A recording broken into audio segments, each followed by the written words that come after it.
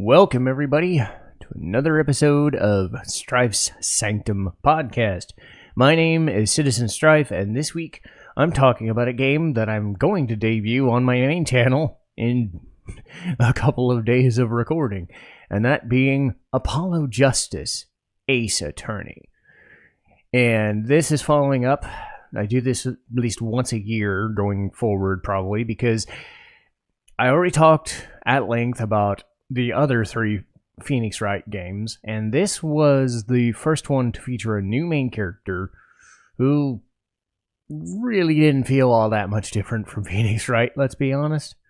A lot of the conventions in this game were kind of the same, but a little lesser, and it's unfortunately gotten a very bad rap. Now that the Ace Attorney trilogy has come, things like Dual Destinies and specifically Spirit of Justice did what they could to kind of rebound from, I would say, the critical shellacking that this game received. And looking back at it, I don't know how deserved it is. It's kind of in the same mode as okay, there was a very good movie in a franchise. And I mean, really, really, really good. And then this is just kind of there, where it's not bad, but some of the stuff they say or some of the actions they take and some of the storylines are really dumb, or the villain may be dumb. It's one of those where it still has all of the makings of a great game, but there's just something just not up to the same standard. But I do think the hate is overblown, because if, say, Trials and Tribulations was a 10, which I felt it was, but even then it still had a couple of cases that, weren't the best. This is probably around a 7.5 or an 8 in that scale. I know I don't like using numbers and shit, but this is the same idea. It's still good, but it's one of those. It's like trying to compare an album's greatest album or greatest song to some filler. It's still good, but you're just So I think people are missing the mark when they say, oh my god, this is such a terrible experience. No. There are some good things about this, and I do want to go over it, though there are instances, and I will try to be fair to it, because again, I'm playing through it myself, and I'm also having watched it back, I say, a month ago in preparation for the playthrough to know what I was going to do and how I was going to interact with it. I want to at least kind of defend the better parts of the game while understanding why there are some motives around there. But what is Apollo Justice, and why does it get a bad rap? Well, Phoenix Wright was given his marching orders and dropped his attorney's badge due to a bad case. A year or so after the events of Trials and Tribulations, they flash back to it here and there. And the idea is they're going into the dark age of the law. It's something that they express in the Apollo Justice trilogy, but I don't think they don't ever fully manifest, other than it being kind of a background feel. Nothing ever affects the gameplay. Nothing ever affects the characters, other than, say, in this game, so much. And even Dual Destinies, it doesn't feel like it's effective, so I think they've kind of tried to avoid that too much, rather than other than references here and there. The Dark Age of the Law is kind of the same way, where Rise from the Ashes, Manfred von Karma, the idea that corrupt people do corrupt things, and it goes all the way up to the top, and people just understand it and accept that. And the courts are just what they're going to be, and that kind of informs how Kurain is, or Kurain. I have to pronounce it that way because there's two different ones. Kurain is the medium village. Kurain is Kurain is the village is the country in 6. So it's going to be so hard when I actually have to do that bit. But other than veiled references, the Dark Age of the Law is mostly just background noise. But suffice it to say, Phoenix Wright gets thrust out of the attorney world and into the just seedy world of gambling. And he starts the game Apollo Justice as a gambler and at a poker club, and he's actually the first defendant. But instead of getting defended by a friend of his, Christoph Gavin, he chooses to be defended by an assistant known as Apollo Justice. And Apollo is basically Phoenix Wright, except he has a raspy voice. That's really all that Apollo has going for him, is that and his tendencies. Because all of his interactions with his assistant, which I'll talk about later, his interactions with other people, they almost always have him interact the same way as Phoenix Wright would. He's snarky as shit during investigations. He always kind of has this look on his face, like he doesn't want to fucking be there. Same way as Phoenix Wright when he ever talks to Maya. It's the same thing. And I think Phoenix gets away with it because he was the first one. Apollo doesn't really have that excuse, and it really isn't until Athena shows up in the 5th game where it's like, oh my god, we have somebody that actually wants to do their job, understands that snarkiness and being kind of snippy is part of the job, but at least she kind of enjoys her work. I just think being a bit of a it works, but it doesn't really lend itself to changing Apollo compared to Phoenix. Because why the fuck are we dealing with Apollo when he's acting, interacting, doing the same things that Phoenix Wright would do? It just seems a pointless endeavor to not have them try to be different people. At least in the 5th and 6th games, they do enough to try and distance themselves because you have 3 main attorneys that they all kind of do different things. And at least Apollo does have his own power, which is something we'll get into later. But other than those differences, it's a lot of surface level stuff. The way he interacts with people is a dead ringer for Phoenix, and it almost seems like they wanted to do a new character, but they weren't good enough to either write a different one. Imagine Miles Edgeworth being in this place. Miles can get away with being a snippy, posh bastard, but he's a snippy, posh bastard about it, because that's a different kind of character.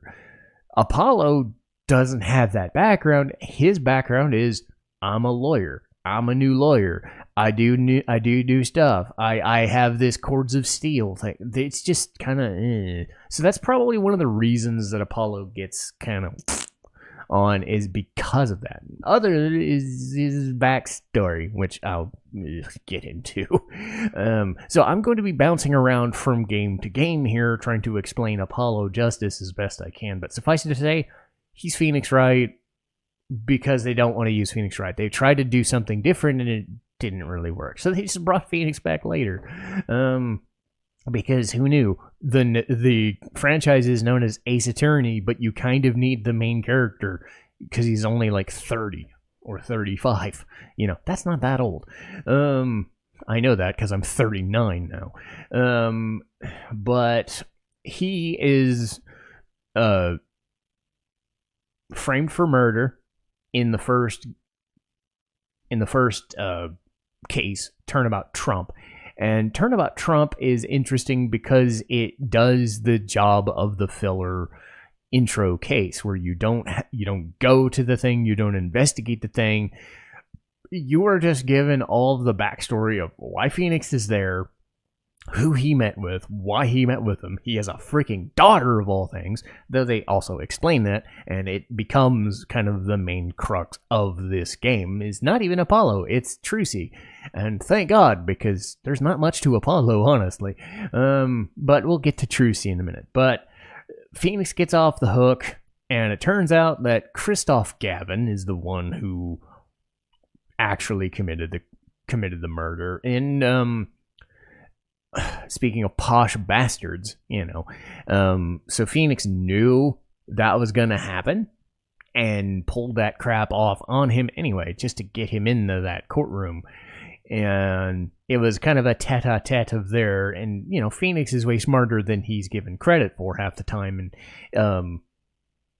and Apollo is now left out of a job. He doesn't know what to do. They forged evidence on him, so they used their own trick against them. Forged evidence and win by any means necessary. Phoenix comes off as a fucking dick in this game, and that's probably the other reason why they don't like this too much, is because they're trying to put Apollo as the new Phoenix Wright. Phoenix himself was kind of a down and out, I'm just kind of there, laughing at everything on the sidelines. I'm still good at my job, but I'm just fucking with people now, or I'm a lazy fucking bum. Not really a drunkard, not really a just a seedy fucking dickhead, there to kind of observe people, make sure that his daughter is doing everything right and making sure Apollo's on the straight and narrow and just having Apollo do all the work. But I think they retcon it really quick, and then Phoenix Wright just goes back to his merry way. So it's not like he really changed all that much. But having Phoenix on the sidelines was a nice touch, but they didn't go far enough with it. But they try to explain it as best they could, only for him to come back. But before we get to cases 4-2 and 4-3 and 4-4, let's talk about Trucy Wright.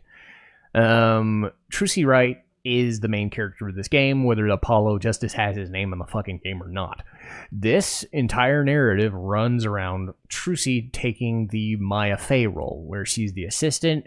She gets all the storyline stuff. Her entire thing is she is a magician in training, and almost every interaction she has with people is informing kind of either she's the assistant girl to Apollo right now, or she uses magic tricks and she's building her magic talent because she was practically born to do it. And there's these troops known as the troop Gramarys, and her biological father, is part of Case 4-1 and 4-4 early. She gets that passed down to her, and Case 4-4 is kind of all about who actually has access to the Grammarly title, the name. Phoenix Wright takes her as an adoptive daughter, and now she becomes Trucy Wright. And Trucy is interesting because, again, she's pretty much Maya Fey to an extent. That's another issue that Phoenix Wright, or Ace Attorney, tends to have, is almost all the assistants end up being the same, nice young girl or teenage girl archetype. But I'd say Trucy does enough whenever she's given cases to, show off the magic tricks, show off some gumption, show off some intrigue. Her idea is that she's able to kind of tell people's emotions and see them and, interact with them and bluff them, and uses that magician's aura and her own skill set against them and kind of read people and their habits. So she tells Apollo, you know what? You should be using your own powers, to get through to this. So unlike Maya, who used her spirit medium stuff to channel Mia, who would, basically answer everything for you, Trucy can kind of sense when things are going awry, and she'll pull off shit like misdirect a trial and get herself kidnapped just to cause a recess, or pull off a weird magic trick. For better or for worse, I would say at the end of part of Turnabout Corner, the first case, it really just kind of, we're really doing this. So the worst part about it is that cases 4-2, 4-3, and 4-4 all kind of have issues with them, which makes the Apollo Trucy thing kind of, they're fine, but it just becomes annoying. Case in point, one of my worst parts of Turnabout Corner. So they're investigating a series of unrelated but related crimes that are going on. Somebody gets shot as they're pulling a noodle stand. Don't ask. It's Japan. It's Japanifornia. So a guy's pulling a noodle stand and somebody shoots him, and they think it's some gangster or Yakuza person. And they're investigating a hit and run. They're investigating panty snatching. Yes, panty snatching. All related to it. And like part of that second case is all about fingering some guy as a like somebody who stole Trucy's panties, and it drags on way too long. And it's dumb. I got to that part in my own playthrough so far, and it's as bad as I remember. Because they're trying to make this joke that, like, if you've ever played D&D, you know what a bag of holding is. It's this extra dimensional space where you put all your items so you don't have to carry your shit.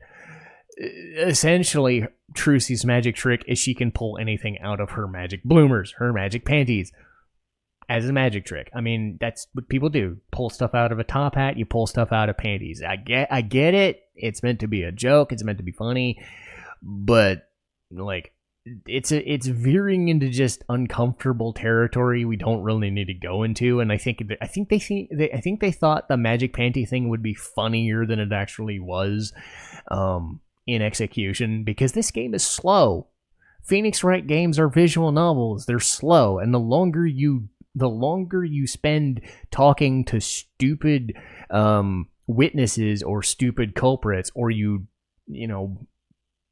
pull a stupid prank, and you have to just talk about it and talk about it and talk about it and talk about it, it really just drags until it's like, we're still doing this bit. It's really fucking dumb. I don't like this. So I'll ignore it as, hey, Turnabout Corner kind of sucks. I hate it more because the defendant is also one of the worst ones. Like, he's the fake gangster who thinks it's cool to be in prison, because he doesn't know better. And like everybody around him, including his parents, are like, no, being in jail is fucking dumb. What are you trying to do? It's really, he's just kind of there. And then the motive for the criminal in Turnabout Corner is also just kind of there. It doesn't really do anything. But it introduces Clavier Gavin, and I will give the game some credit. Clavier gets a bit more shit than I think he deserves, because he does something that no other defense attorney does, or prosecutor does, and that's actually be nice to their opposition. Not in the same way like Miles and Phoenix are friends and they have like friendly competitions after the fact. No, Clavier is just kind of, he wants to win cases, but he doesn't really care, because he's got his own ambition to be a rock star and a prosecutor, so he can afford to just, I'm here to have fun, and I'm here to just enjoy life, and I got no problem, after Turnabout Corner, he doesn't mope. He's not like, oh my god, you beat me. Like, no, he actually gives them like VIP tickets to the concert, which is the start of Turnabout Serenade. And he's like, oh, you're VIPs. You're like, we're friends, He takes the first step and says, look, I know who you guys are. I can vouch for you. I'm friends. He's actually a lot better and a lot cooler a character. And because he has a lot of layers to him, being a musician and a prosecutor, he still has the usual prosecutor, like, I have my gimmicks, but under no circumstances does he ever try to feel like a threat, need to feel like a threat. He's there as the soundboard to, you're trying to outwit him in the cases so you win, but he's never going to take it as some personal attack like Francisca did, or Godot or Miles did, because they have to win. And it actually drives Christoph crazy that Clavier kind of doesn't care, is happy to be there. And it helps because he has moments in 4-3 where it actually comes into play, where he's a little bit more of a attention freak or attention to detail perfectionist than he lets on. So he's willing to throw that mask up. He's happy-go-lucky, except when he's not. And that's where Turnabout Serenade, unfortunately, ends up being like one of the worst regarded cases ever. Mostly due to details and backtracking and kind of subversion. They keep throwing in little details about this country or these people that, oh, I was actually this, but no, I was really the exact opposite of what I said. And it's just like kind of do that once or twice a case, it's fine, but then it doesn't like the idea here is in Turnabout Serenade, a concert a little kind of goes awry, and Clavier's guitar gets set on fire, unfortunately, which is a cool effect. But as this concert's going on, he's having a duet with this singer from a different country. So this vague Eastern European country known as Borginia, there's this like smuggling operations going on, and their bodyguard, this I think is it Romain Latouche or something, gets shot underneath the stage, and there's these like magic tricks going on, and you learn that like somebody associated with Trucy's past is involved in making the singer go from one part of the stage to the next. You get like this cool sleight of hand misdirection stuff. You get the Clavier's all has this perfectionist stuff. His bandmates get involved, or at least the main band members. But what ends up happening is like details in the story don't add up, and then you're just like, well, this person said they were this, but it really was the exact opposite. And then they do it again, and it's just like, make up your fucking mind, and then you learn other things about other parts of the case. Because there's a level of, okay, we're going to tell you the real story as it happens, because the thing's 5 hours. They have details they have to tell you as the case is going on, but it never feels earned. And they do some stuff in the case where you have to rewatch footage. It's kind of cool because as a former musician who I never got like super far, but I played guitar, so I kind of like have an affinity for stuff like being on stage or learning about what that stuff would have been like if I'd ever done that, or what, the idea of, what being a stage musician or a cool, that's why Clavier kind of resonates with me, is because I was a guitarist, way back. I'm not anymore due to injury, but it's like things I could have seen or could have learned, just as like part of being that, would have been a cool thing to learn. And they do enough to give you a little nudge in that direction to say, this is these speakers, these are these things that help them mix in the on stage so everybody can hear themselves. Everybody has their own instrumentation and own, goes to one part of the thing, and you can hear your own parts, and then Clavier's like, well, you messed up this part of the thing, because there's a lot of like technical skill involved with it, and you kind of like, oh, here's a soundboard. You kind of mix and match like who fucked up and why is that important. Well, you actually kind of work with that, and you turn down somebody's instrument so you can hear something in the case, and it actually helps you find a contradiction or an objection or something. So you actually fiddle with these things. The problem is they go a little too far, and they're trying to force you to find something, so you're rewatching footage over and over again, and I don't know if you can skip the footage. Much like later games in the franchise, I think they focus on cutscene stuff a bit more. And, ooh, hey, look at us. We're on the DS or we're on the whatever, because the old games were on the GBA. The DS allows them to have these cutscenes now, or the 3DS have these amazing cutscenes now, so let's show it. But instead of like once or twice, you're watching that concert footage over and over again, and I think it just drove people nuts, which is why they don't like it. So between a lot of the details and the case being a little just meh, and then always just changing, and then having to rewatch footage over and over, Serenade just comes off as a bit of a meh. But Turnabout Succession is another good one, but it also lends itself to problems, mostly because they try something new that never gets brought up ever again. I believe it's called the Mason system, but I could be wrong. The idea where in the past and the future, everything kind of coalesces into talking about who Trucy Wright is, who Trucy Gramarye is, who her parents are, why it's such a big deal that the Troop Gramarye is in the state they're in, who has issues with whom, why it's a big deal, who has been causing this trouble in the current case, and why is it a problem in the earlier case. So you're flashing back and forth, but unlike in Phoenix Wright Trials and Tribulations, where you see the original case, what ends up happening is you can bounce back and forth. So you're not taking an intro case.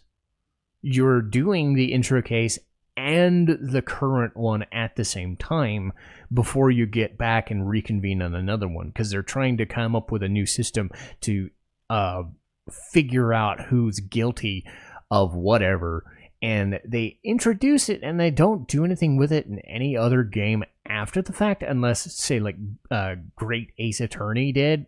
I don't know if I've ever seen it. I didn't see it in Dual Destinies. I didn't see it in Spirit of Justice. So it seems like an idea that was pretty cool, but they never really do it anymore with it. At least, thankfully, detective-wise, you get Emma Skye back. So for all the faults that you get for introducing things that do work but don't work, at least they bring Emma Skye back. So I like Trucy, I like Clavier, I really like Emma Skye.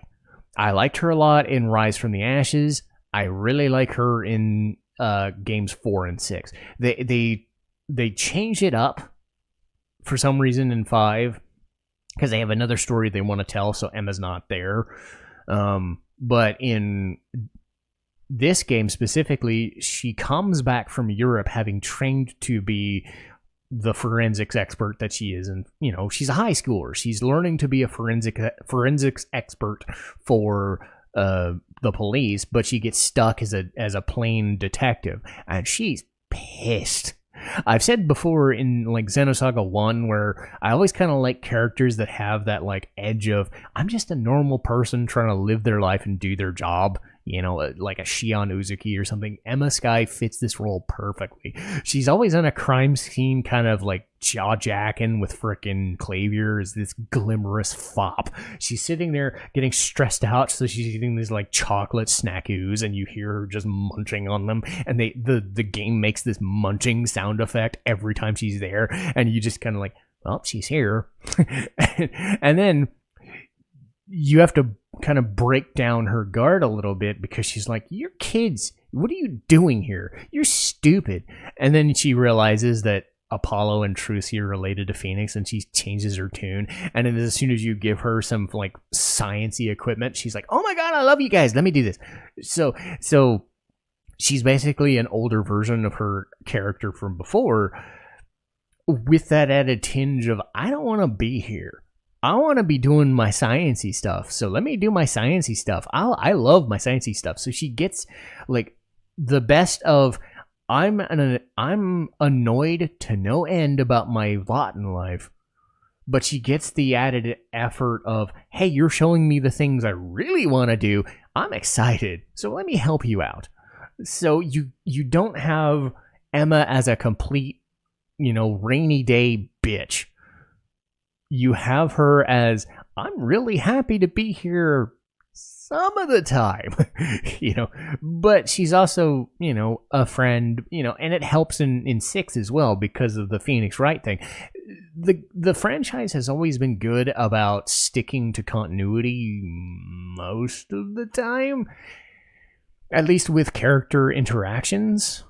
because they're willing to bring people back provided you remember them. If they're important enough to be remembered, they bring them back later on. And Emma is one of those people that certainly made an impression and then gets a bigger stake in things in later games. And I do appreciate that, because Gumshoe probably retired, so they needed to bring back somebody, to fit that role in a different way, and Emma does that. But let me get back to the confusing backstory bit. Apollo gets shit so much. Apollo is a blank slate. You can make any story you want about him at all, but they try to tie his unique power of perception into a thing on his bracelet. And how did he obtain that power? Well, apparently a character from Turnabout Serenade was his mother, but she was or she wasn't. And then Trucy Wright was a person that she was, but she wasn't. And then you really learn who Lammerwar was, and you're just like, okay, I guess it makes sense. But then it's like, and now the connotation makes a weird, oh, that's wrong. And then a game later, you're just like, okay, well, you have the Lammerwar thing, and then Apollo is like, I don't know who my dad was. I'm just some guy who wandered into whatever. And then you're just like, okay, well, what's about the fifth game? Then Apollo does this thing where he's against the freaking co-workers to finish this case, but he has to do something, and then he realizes that his friend is whatever, so you learn about he's a friend to this person we've never met in this case that we've never met before, so then you just do that. And then in freaking Spirit of Justice, they retcon it again, and they say, this is your real biological dad, but this other guy that we're introducing is your surrogate dad, who's way more important than your biological dad ever was. Let's focus on that relationship instead. But he's actually related to a brother of sorts as well, who's the actual son, I think, of the surrogate dad, I think. So it's convoluted. Even par for the course for Phoenix Wright. Some of the revelations about who Apollo really is really kind of just go off the rails sometimes, and you're like, does he have 3 different backstories? Do they all tie together? Yes, they tie back to his biological dad, but why does that matter? All that matters is that he finds a way to get introduced as the main character of these 3 games. Even though Phoenix Wright takes over as the main lead, you still have Apollo kind of taking the main role when Phoenix is not there. So they really do him a disservice trying to serve a backstory that, does he really need one? I mean, Phoenix, yes, he got one, but it's way less complex because it's more personal stuff. I think they're trying to have so much stuff to try and tie Apollo and Trucy together in a way that it just confuses the thing and it makes it weird. And then you go and okay, but now we really meant this, and then we added this part onto it, and then they're trying to tie everything together. At least with Phoenix Wright, you had one story. They stuck to one backstory. They didn't add more to Phoenix Wright's backstory after the fact, other than the Trucy Wright thing. But they understood that there was a time lapse there, so you understood why he was there in the first place. Apollo is just an attorney. You don't really need to dig that deep into his backstory unless you're trying to finger somebody as a suspect. It just seems like, okay, well, he's got this dad, but then he's got that dad, and he's like this dad, and he's got this mom, but it's actually her mom, and I don't fucking know. It's weird. But as far as the gameplay, it's the same Phoenix Wright gameplay you've played in any other game. It looks nicer, because it's on, the trilogy now looks very nice. But even the DS, I think the DS version took some nods from whether Rise from the Ashes came first or Apollo Justice came first, they took a lot of the cool like fingerprint matching and dusting for prints and all these like cool visual styles and weaving around courtrooms and weaving around crime scene diagrams and stuff, and they added it into this. Obviously, Dual Destinies and Spirit of Justice went even further with that to an extent. Nobody's going to accuse a Phoenix Wright game of being like the most high-end visual style ever, but it does definitely look better than the original games do. I will give them that. They do a lot with the stuff that they're given. And they try at least to make Apollo different enough in his skill that he's not just Phoenix Wright. It's not as inventive as Athena's, which we'll get to when I talk about Dual Destiny someday, but his idea of learning the habits and seeing the habits, perceiving habits, gives him something unique that, Phoenix can tell when people are lying, and he kind of bluffs his way through things and then realizes it later and then just like, aha, this is what I really meant all along because I have a train of logic. Apollo follows standard logic, but he needs help to figure that out, so he tells when people are kind of fiddling with something or lying about something or doing shifty eyes. And you take this sequence where you take a cross-examination, you take a part of that and you figure out somebody's kind of wagging their finger, or they're scratching their neck, or they're doing something that's kind of like they're not telling you the whole story, or they're actually just lying to you. They're not sure of themselves, and he can kind of spot them and catch them in the act. And it gives them something new to the Phoenix Wright formula that isn't, completely cool, completely screwy.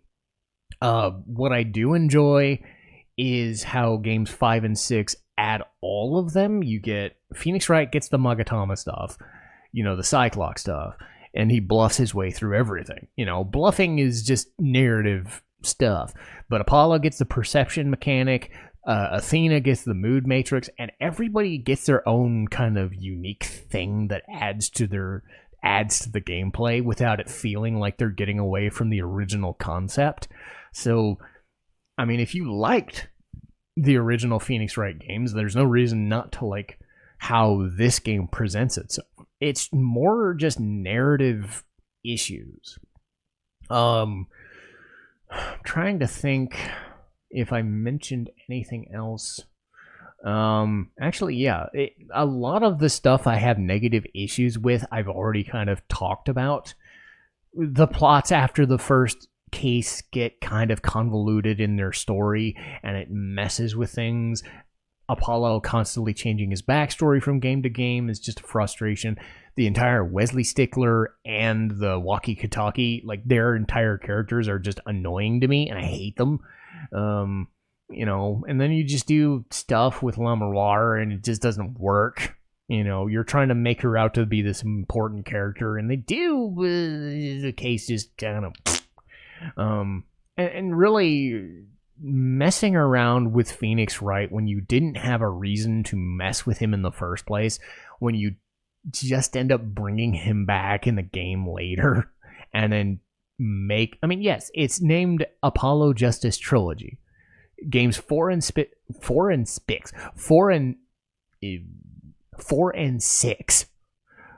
specifically, later stuff in chapter 6 are about Apollo, but they kind of mess up the issue.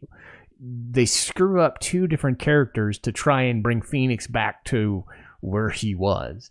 And I do think Apollo gets a raw deal, but at the same time, I don't think he's that interesting a character when he already exists as Phoenix Wright. I understand that after a while you need to change the formula, but this was not what people wanted. They wanted more Phoenix Wright doing Phoenix Wright things. And things that they end up doing in later games both help and hurt that. But it still stands to reason that Apollo Justice wasn't what people wanted. But I can't sit here and say I completely hated Apollo Justice either.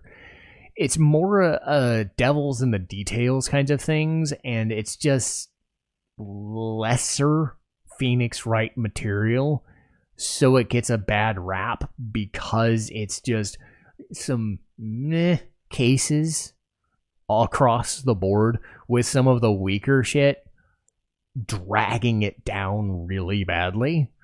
So that's probably why. Some of the cases aren't that bad, and some of the characters, as I said, Trucy, Clavier, and Emma are all really good characters, and you still have good banter between characters, but it doesn't do enough to dissuade the feeling that it's just more Phoenix Wright, but worse. And it's still fun to a degree. So would I recommend Apollo Justice? Absolutely. But you have to understand that, it's not as good. I mean, Spirit of Justice is also not as good. It just has the Kurain stuff in it. The Kurain stuff is great. The Trucy Wright's case is great. But there is a case in there that's also fucking terrible. So game to game to game to game, you're kind of weighing, okay, what is the best stuff here? So Apollo Justice ends up having kind of the worst hit record because a lot of the stuff is there's nothing truly fantastic. It had the disservice of trying to do things differently, coming off of the best narrative game they had in Trials and Tribulations. The best, and even then, that game also had a case or two that were kind of bad, and Justice for All had the fucking big top and the circus with the fucking ventriloquist that wanted to date a teenager, sort of. I mean, they weren't perfect, so you're still gonna find an enjoyment with Apollo Justice, even if it's not as much. But that'll do for today. Something I did want to mention is I'm running a poll at time of recording to try and kind of change the way I proceed with a channel. And, this will occur after the fact, so it'll probably get answered by then. But I'm kind of getting to the point where I'm going to run out of games to do at the speed that I want to do, because I'm trying to, play other games or watch longer anime, and I don't want to just speed through things just to get reviews out. So what I'm going to try and do is make reviews of JRPGs once a month, and then anime reviews, like animes that I'm binge watching, review one of them a month. But then the other off weeks, I'm going to try and do something else. So I'm running a poll right now. If people are interested, and again, this will be done by the time it records, but the idea is either read up on a lot of the news about new JRPGs or releases or sales figures or newsworthy things online, along with like anime releases and news on that stuff as well, and then talk about it every couple of weeks. Or talk about ongoing shows of the season as they happen, because you have the stuff. I like preferring to binge watching a show and then talking about it after the fact, but what I could do is do like one or two podcasts a month talking about shows as they happen. So like every couple of episodes, I could talk about like where I think the show is going and speculating on that. If it's a show that already has a manga release, I'm not going to know the answers to that, or I'm not even going to know the answers to it until I have recorded, So more of like, this is a show that I am enjoying, or this is a show I dropped and here's why, and this is why I'm sticking with this show, but I'm not going to stick with this one. Something more as it happens, something more in the space of a season, current, as opposed to waiting until it's done. So that's an idea, or doing one of both, like a monthly rundown of news and then doing a monthly rundown of shows that I'm currently watching every week, or just doing podcasts about whatever, whatever in my life has been happening that month, add one of those. So I think for me, I'm going to turn away from just the general reviews of things. I've already started adding in the more deep dive stuff to like Final Fantasy games or E's or other things to add more. Yeah, I'm not going to run out of those anytime soon. But I think what this would end up doing for me is it would cut down the need, especially if I'm watching Metaphor ReFantasia while I'm trying to record episode Aegis, I can say, oh, I'm watching footage of ReFantasia. Is it something I'm enjoying? So I'm kind of running through that as I'm doing it.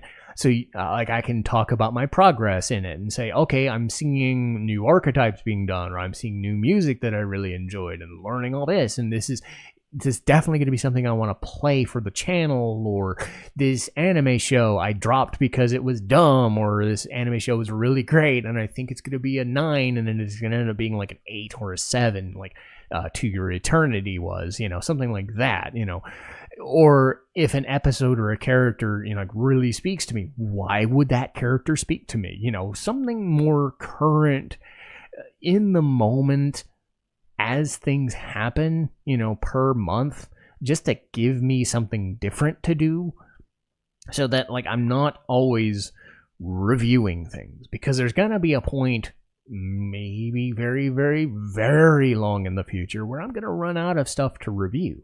But this delays that to a point where I never feel like I'm ever gonna run out of stuff to talk about.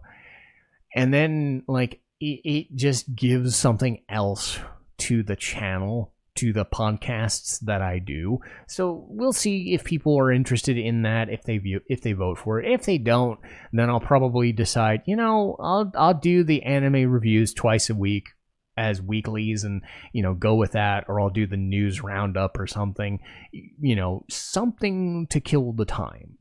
And give the reviews a bit of a rest. I know that's what the major focus has been, and it still will be, but you can understand why there's only so many games to go around, and there's not going to be enough video game releases that I'm going to be interested in, or enough anime to watch. Even if it's every season, then I'm going to be like, I'm going to have reviews for this all of my life, because I'm never really thinking of stopping. So if I do this, then you can understand why I could be doing this for another year, another 2 years, another 3 years, another 4, so that I give myself a little bit more time to focus on an anime, or building up an anime, or watching a new game, or playing a new game, as long as something like ReFantasia would take 100 fucking hours. You can understand why something like this would make a lot more sense as a podcast schedule. So I'll see where we'll go from there. But for now, that'll be enough for me, and I'll see you guys next time. Citizen Strife, signing off.